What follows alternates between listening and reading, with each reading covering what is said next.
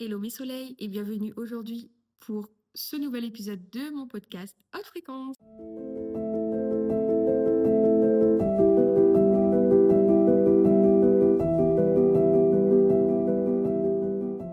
Je suis très heureuse aujourd'hui de vous retrouver avec mon café glacé et avec vous pour le célibat.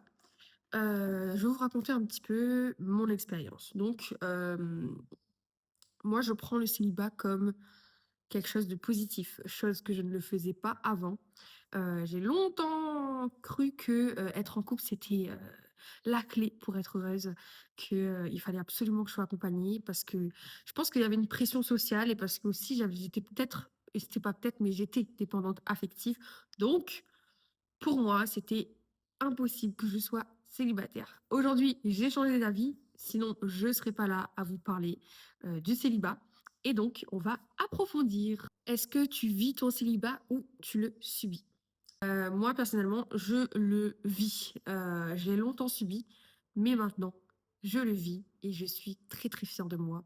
Donc, je vais essayer de vous parler et de vous expliquer mon point de vue sur le célibat. J'ai longtemps entendu dire, que ce soit par des proches, par la société, que être célibataire, c'est un échec. Je le dis tout de suite, être célibataire n'est pas du tout un échec. Je ne sais pas qui a inventé le mot échec pour célibataire, mais ce n'est pas du tout un échec. On n'a pas besoin d'être en couple pour être comblé. Vous pouvez très bien être comblé d'amour de vos proches, de vos amis, de vos enfants, de plein d'autres personnes, de plein d'autres manières que d'un être humain qui est là pour vous aimer. Pour moi, le célibat, c'est pas une pause, c'est une période active et pleine de sens, dans le sens où tu peux faire plein de choses. J'ai fait plein de choses dans ma vie que j'aurais jamais pensé pouvoir faire un jour. Tout simplement parce que quand j'étais en couple, je me mettais des barrières, je me mettais des limites. Et depuis que je suis célibataire, je fais énormément de choses. Le célibataire, c'est un retour à soi. Enfin, moi, je le prends vraiment comme ça. C'est, tu as plus de temps pour créer des projets. Par exemple, moi, j'aurais jamais créé ma chaîne de podcast, je me serais jamais filmée comme ça, j'aurais jamais fait tout ce que je fais aujourd'hui, j'aurais jamais fait d'élection de Miss, j'aurais jamais. Franchement, je pense que si j'aurais été encore célibataire, enfin, encore en couple aujourd'hui, tous les projets que j'aime et que j'ai fait aujourd'hui, je pense pas qu'ils auraient vu le jour. Et, euh, et voilà, le célibataire, c'est un temps pour créer des projets, pour faire des choses, de grandes choses. Il y a plein de choses à faire quand vous êtes célibataire. Il n'y a pas que quand on est en couple qu'on peut faire des choses. Il faut arrêter de nous monter la tête depuis qu'on est tout petit pour dire que il faut être avec quelqu'un. Pour moi, quand on est tout petit, on nous monte la tête. Oui, tu es un amoureux, tu as une amoureuse, la la li, la, alors que on n'a pas besoin de ça pour être heureux. Et en fait, on monte la tête de nos enfants depuis tout petit. Et je me suis rendu compte de ça récemment, d'ailleurs. Euh, et c'est quelque chose que je ne veux pas du tout euh, inculquer à mon enfant, dans le sens où, ben, si un jour il me dit qu'il est amoureux, tant mieux. Mais je vais pas lui dire oui, est-ce que tu as une copine, est-ce que tu as un copain? Pour être heureux, il faut être en couple. Tu verras quand tu seras grand, tu vas rencontrer quelqu'un, vous allez être heureux et tout. Alors que non, moi je veux lui dire, quand tu seras grand, tu seras heureux parce que tu vas faire plein de projets, parce que tu feras des choses que tu aimes, parce que tu auras des amis que tu aimes. Je vais pas monter la tête de mon enfant. Pour moi, ça, il faut arrêter. Je suis désolée. Il faut arrêter de monter la tête de nos enfants avec les amoureux, les amoureuses et la vie. Quand tu vas grandir, tu seras en couple, tu seras, enfin voilà. Voilà, pour moi, il faut arrêter. Ensuite, il faut faire la différence entre la solitude et être seul, c'est-à-dire être célibataire.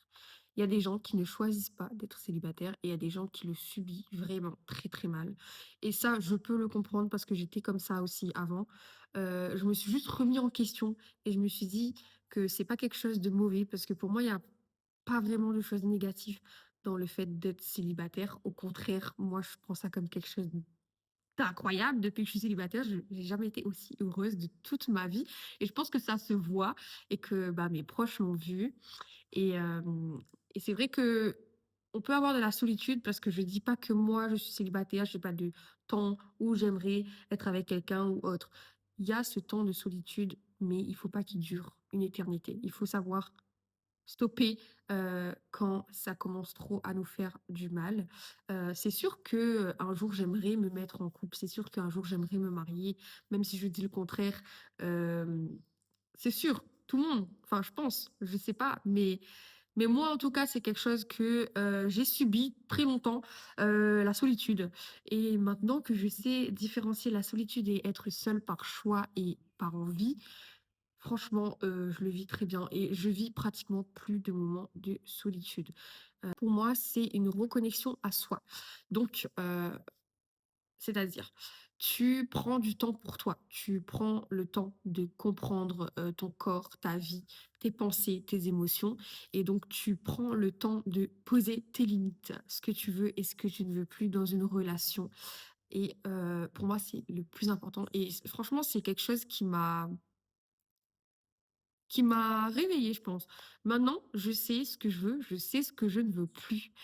Et franchement, peut-être que je suis exigeante, mais je peux plus accepter le minimum. C'est pas possible pour moi.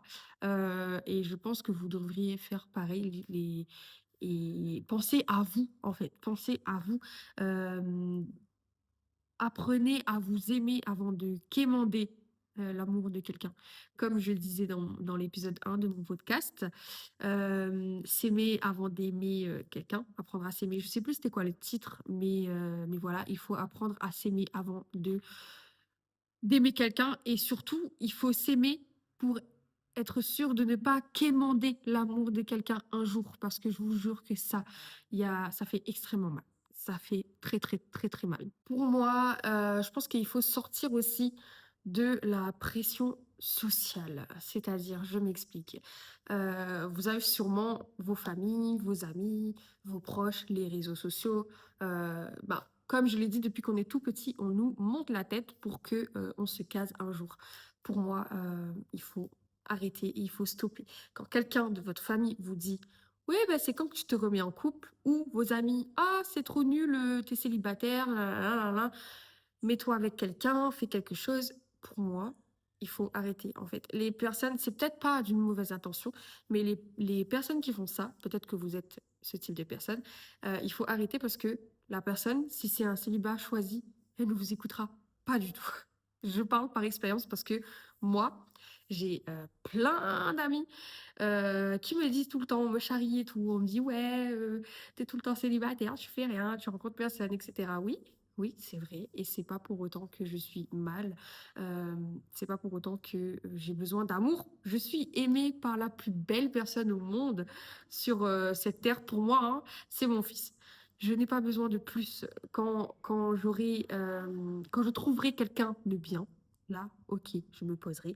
Mais je ne vais certainement pas me poser pour faire plaisir à ma famille, à mes amis ou tout simplement au monde. Euh, Ça sert à rien. Posez-vous quand vous serez prêt, en fait, quand vous serez prêt, tout simplement. Il faut arrêter de dire aux gens, c'est quand que tu te poses, t'es célibataire, ça fait combien de temps que t'es célibataire? Voilà. Je suis désolée, il faut arrêter. Et aussi, tout simplement aussi parce que ça peut aussi faire mal à quelqu'un. Si la personne subit son célibat, le fait de lui dire ah, t'es tout le temps célibataire, ah, tu rencontres personne, ah, tu fais rien, ah, voilà, des reproches, pour moi, c'est des reproches. Ça peut faire très très mal à une personne et il faut faire attention à ce qu'on dit, surtout quand on ne sait pas ce que la personne ressent. Le fait que les gens de l'entourage, les amis, euh, la pression sociale s'en mêlent, pour moi, il faut vraiment arrêter parce que le célibat, c'est vraiment pas quelque chose de mal. Et je vous jure, j'ai jamais été aussi heureuse de toute ma vie. Comme je vous l'ai dit, j'ai jamais été aussi heureuse depuis que je suis célibataire. Et j'aurais jamais pensé dire ça un jour. Parce que moi, grande dépendante affective, dire ça, voilà, je suis très fière de moi. Et j'espère que si vous êtes dans ce cas-là, si vous subissez votre célibat, vous allez réussir à en sortir et à guérir et à penser, pas comme moi, mais à penser positif. Et Arrêtez d'écouter les gens. Arrêtez. Il faut arrêter d'écouter les gens. À un moment donné, il faut apprendre à s'écouter soi-même avant de vouloir écouter les gens autour de soi. Parce que peut-être qu'ils sont de très bons conseils, peut-être pas aussi. Chacun a sa perception, a sa vision des choses. Et je pense que la personne la mieux placée pour décider de quelque chose de bon dans votre vie, c'est vous-même et c'est personne d'autre. Il faudrait aussi briser le mythe de la peur. Il y a aussi une pression familiale parce qu'il y a beaucoup de schémas répétitifs dans les familles. Par exemple, un exemple tout con. Euh, Dans la famille, il n'y a jamais de célibataire. Et personne ne sait pourquoi. Il y a des gens qui acceptent le manque de respect. Il y a des gens qui acceptent l'humiliation. Il y a des gens, je comprends pas. Et c'est ce qu'on a essayé de me faire croire, qu'il faut accepter et que un jour ça changera. Chose que je n'ai pas faite. Et merci mon Dieu. Mais ça, je vous en parlerai dans un autre podcast parce que ça concerne d'autres choses quand même. D'autres choses, voilà. Et il faut arrêter en fait. Il y a des schémas dans la famille, il y a des c'est biologiquement prouvé que dans des familles, quand il y a une peur, par exemple la peur d'être seul, et ben ça se répercute sur les nouvelles générations. Par exemple, s'il y a je sais pas, plusieurs maladies, ça se répercute. Enfin voilà, vous avez compris, je pense. Et il faut arrêter de monter la tête des gens pour leur dire que oui, euh, c'est totalement normal d'accepter le manque de respect, c'est totalement normal de se faire, d'accepter de se faire humilier. Il faut pas accepter ça, je vous jure, n'acceptez jamais ça. C'est ce qu'on a essayé de me faire croire que je dois accepter le manque de respect, je dois accepter le fait qu'on me traite comme ça. Je vous raconte brièvement la chose. J'étais avec quelqu'un qui me manquait de respect, qui me frappait, qui voilà. Et sa famille a essayé de me faire croire que c'était totalement normal et que c'est comme ça dans la famille, que c'est arrivé à telle personne, regarde aujourd'hui, maintenant, ça n'arrive plus parce que il y a un respect qui a été enfin voilà. Non, je suis désolée, faut pas. Je vous déconseille, n'écoutez pas vos familles, n'écoutez pas vos belles familles, n'écoutez personne, n'écoutez que vous. Si vous écoutez quelqu'un, il faut vraiment que ce soit quelqu'un de confiance avec qui vous parlez tout le temps, avec qui la personne vous donne de très bons conseils. Voilà. C'est mon plus gros conseil que je donnerai à tout le monde, même à mon enfant, de ne pas écouter les gens, même moi. Je suis sa mère, mais s'il veut pas m'écouter, il m'écoutera pas. J'aimerais aussi dire aux gens qui sont célibataires et dont ils subissent la pression sociale que vous n'êtes pas en retard et que vous êtes à l'heure pour votre vie. J'ai jamais vu une phrase aussi belle et aussi vraie, en fait. Il faut pas se mettre la pression. C'est comme le mariage. Il y a des gens qui se pressent pour se marier. Il y a des gens qui se pressent pour passer le permis, qui disent que oui, je suis en retard là. La preuve, moi-même, je suis en retard pour passer mon permis, mais en fait, non, je suis pas en retard. Je suis à l'heure pour ma vie. C'est tout. Pensez comme ça et je pense que tout devrait aller. Et franchement, j'ai jamais vu une phrase aussi vraie et aussi belle. Ce que le célibat permet. De un, il permet de lancer des projets que vous aurez jamais pensé pouvoir faire de toute votre vie. Comme je l'ai dit, j'ai lancé ma chaîne de podcast. Je me suis lancée dans une élection de Miss, chose que je n'aurais jamais fait avant parce que j'avais pas confiance en moi du tout.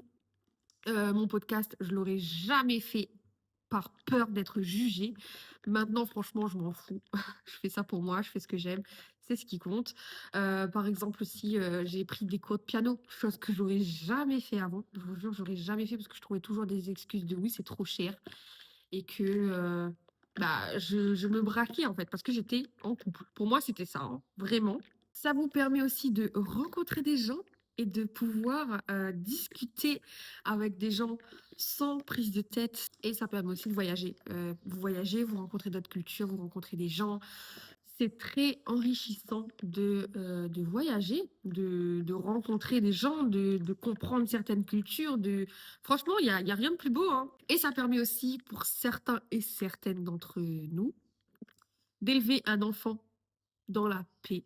Pas pas dans une relation toxique où l'enfant va voir que, ben, papa tape maman ou, que maman, elle prend toujours le dessus, enfin voilà. Une relation saine pour un enfant, c'est bien, mais quand c'est trop toxique, il faut savoir partir et il faut, savoir montrer à son enfant qu'on a assez de respect pour nous, pour ne pas retourner vers ce genre de personnes et pour pas aussi que l'enfant inconsciemment crée ce schéma plus tard. C'est ce que j'aimerais inculquer aussi à mon enfant, le fait, ben, j'aimerais qu'il voit une vraie relation saine. Pour l'instant, il en voit pas, à part, sa tati, bah, c'est tout. Et j'aimerais un jour, si je me remets avec quelqu'un, lui montrer ce que c'est que l'amour sain, ce que c'est que la communication, ce que c'est que la compréhension, enfin, plein de choses. Je veux pas reproduire je veux pas que mon enfant reproduise les schémas, toxiques de la famille, voilà. Et il faut aussi, créer, une vie alignée, hem, avant de la partager, tout simplement. Et franchement, c'est beau ce que je dis. Faut vraiment apprendre à créer une vie alignée avec, bah, ses propres valeurs avant de vouloir la partager, pardon. Et c'est totalement vrai, en fait, parce que si tu crées quelque chose de toxique dans ta propre vie, c'est sûr que tu attireras des gens toxiques et des gens mauvais. Donc, je pense qu'apprendre en fait, aligner toutes les bonnes choses dans ta vie pour accepter et de l'amour sain et accepter de partager ça avec quelqu'un. Je pense que il y a rien de plus beau et pour l'instant, je l'ai jamais vécu. J'aimerais bien le vivre. Il y a aussi le célibat et la guérison. Je sais que c'est pas facile pour certaines personnes et que, c'est très, très dur d'affronter son célibat sans fuir, sans chercher l'attention de quelqu'un, sans courir derrière les gens, sans quémander de l'amour parce que c'est quelque chose que j'ai beaucoup fait. Et je regrette parce que je me suis manqué de respect à moi-même finalement. Et je sais que c'est très, très dur à faire, mais il faut vraiment être fort pour le faire. Et dites-vous que si vous avez réussi à faire ça, c'est que vous êtes très fort déjà pour commencer parce que c'est dur et il y a certaines personnes qui sont pas du tout capables de le faire. Et le célibat, c'est un terrain de transformation intérieure. C'est pas quelque chose de où tout le monde peut mettre son grain de sel dedans, en fait. C'est quelque chose où tu te transformes toi-même pour attirer l'amour sain et pour avoir un amour sain un jour. C'est pas quelque chose de, bah, quelqu'un t'a dit de te caser avec n'importe qui, vas-y, c'est juste, un gars, tu peux y aller, voilà quoi. Non, c'est pas ça. On n'est plus, OK, on est en 2025, mais pour moi, je suis désolée, l'amour dans les années 1950, c'était quelque chose. Tu envoyais des lettres, tu appelais, enfin, tu n'avais même pas d'appel, tu envoyais des lettres. C'était incroyable, c'était vraiment sain et c'était vraiment vrai, en fait. Maintenant, l'amour, il y a beaucoup de gens qui pensent que tu peux choisir avec qui tu peux aller. Tu as le choix. Dès qu'il y a une dispute, tu pars. Dès qu'il y a dès qu'il y a un petit truc qui te dérange, bah non, bah bye en fait. Bah non, c'est pas comme ça l'amour. Il faut accepter la personne telle qu'elle est et accepter tout simplement que tu pourras pas changer quelqu'un. Tu pourras pas. Tu peux pas. Il y a le célibat choisi et le célibat subi. Je m'explique. Il y a choisir d'être seul par respect et être seul parce que on t'a quitté et parce que, bah, je sais pas, il y a plein de raisons, mais il faut pas le subir, en fait. Il y a des gens qui le subissent vraiment. Moi, je l'ai subi pendant très longtemps. J'ai jamais été célibataire de toute ma vie. Bon, pas toute ma vie, mais j'ai toujours été en couple depuis mes 14 ans. Donc, c'est sûr que j'ai jamais accepté d'être célibataire et que j'ai toujours cherché quelqu'un pour faire pansement. C'est vrai, c'est la vérité. J'ai toujours cherché quelqu'un pour faire pansement sur mon ancienne relation. Et ça ne fonctionnera jamais. Ça peut durer 3 ans, 5 ans, 6 ans, 1 an, ça cassera un jour ou l'autre. Sauf si vraiment c'est un amour sain et que vous avez trouvé votre âme sœur. C'est chose qui est possible, hein, mais ça fonctionnera pas. Ça fonctionnera pas dans le sens où si tu choisis quelqu'un en relation de pansement, ça fonctionnera pas du tout. Il y a être célibataire par peur ou par dégoût. J'avoue que moi, je suis dans cette case-là. Pas par peur, mais par dégoût. J'ai été vraiment dégoûtée des gens. J'ai été dégoûtée de l'amour. J'ai été dégoûtée de tout, en fait. Je pense que ma dernière relation a été tellement toxique et m'a tellement blessée que je veux plus d'une relation comme ça. Donc, je suis très exigeante. Pour moi, le célibat choisi, c'est une phrase tout bête et vraie, très, très, très vraie. C'est je me choisis, je me soigne et je me construis. Et pour finir sur ce podcast, pour moi, le célibat, ce n'est pas l'absence d'amour, c'est l'espace pour un amour plus grand, plus conscient et plus juste. Donc voilà. Voilà tout pour ce podcast épisode 2 sur le célibat. J'espère que ça vous a plu. J'espère pouvoir vous lire aussi parce que le premier épisode, j'ai quand même eu pas mal de bons retours et ça m'a fait énormément plaisir. Donc merci beaucoup. Et j'espère continuer comme ça. J'espère que ce sujet de vidéo vous a plu. Moi, ça me plaît de parler de ça parce que je suis épanouie et heureuse aujourd'hui. Donc, j'ai envie de partager ce que j'ai vécu et aussi dire aux gens que être célibataire, c'est pas un échec. Il faut arrêter de penser comme ça. Euh, Vous trouverez quelqu'un quand ce sera le moment voulu. Ça ne sert à rien de chercher, ça ne sert à rien de courir derrière quelqu'un. Et je tiens à préciser aussi que ça sert à rien de retourner vers les personnes qui ne vous conviennent pas. Si vous avez déjà essayé avec quelqu'un et que ça ne fonctionne toujours pas, c'est que ce n'est pas la bonne personne pour vous. Si quelqu'un est sorti de votre vie une fois, il va encore sortir de votre vie plusieurs fois, même si vous réessayez. Ça sert à rien de courir derrière des gens qui ne font plus partie de notre vie.